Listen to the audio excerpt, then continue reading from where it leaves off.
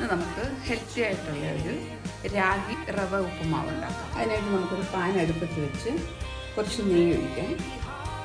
അതിനായിട്ട് നമുക്ക് ഒരു 1/2 കപ്പ് റവ ഇട്ട് ഒന്ന് നല്ലപോലെ വറുത്തെടുക്കാം.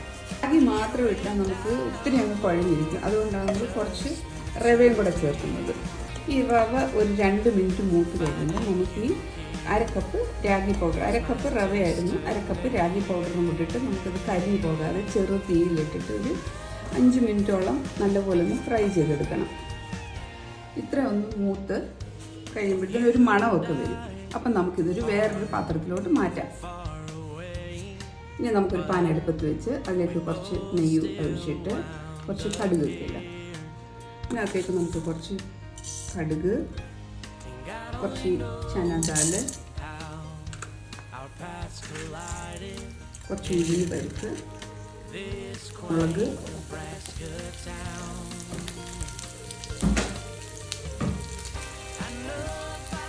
കുറച്ച് ചുമന്ന മുളക്, കുറച്ച് കരിയാപ്പില. ഇത്ര ഒന്ന് മൂത്ത് കഴിയുമ്പോൾ നമുക്കൊരു സവാള ചെറുതായിട്ട് അരിഞ്ഞ് വെച്ചതും കൂടെ ഇതിന് ചേർക്കാം. ഇതിലേക്കൊരു ഒരു പച്ചമുളക്, കുറച്ച് ഇഞ്ചി.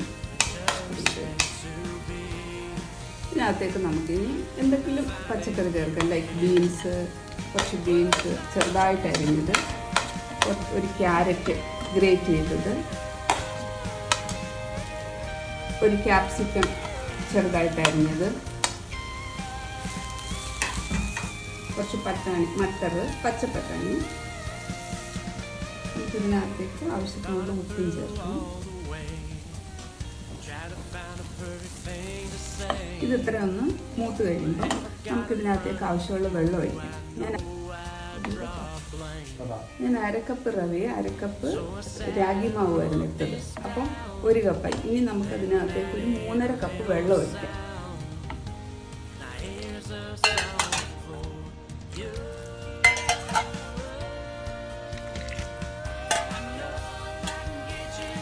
ഇതൊന്ന് തിളയ്ക്കാൻ വേണ്ടി നമുക്കൊന്ന് അടച്ചു വയ്ക്കാം.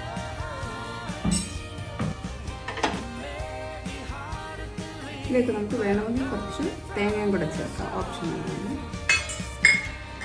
ഇതിലേക്ക് നമുക്ക് ഈ മാവ് കുറേശ്ശെ ഇട്ട് ഇളക്കാം. ഒന്നിച്ചിടരുത്, അത് ചിലപ്പോൾ കട്ട പിടിച്ചു. കുറേശ്ശെ ഇങ്ങനെ ഇത് ഇളക്കിയാൽ കട്ട പിടിക്കത്തില്ല. ഇത് നമുക്ക് കുറേശ്ശെ ഈ മാവ് ഇട്ടിട്ട് ഇളക്കി. ഈ മാവ് നമ്മൾ കുറച്ച് വറുത്ത് വെച്ചിരുന്നു.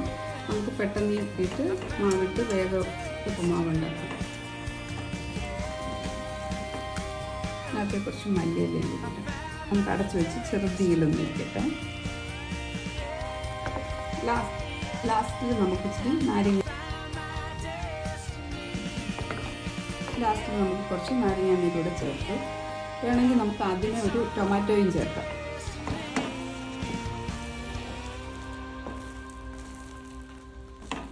നല്ല ഹെൽത്തി ആൻഡ് ടേസ്റ്റി ആയിട്ടുള്ള രാഗി ഉപ്പുമാവ് റെഡിയായി.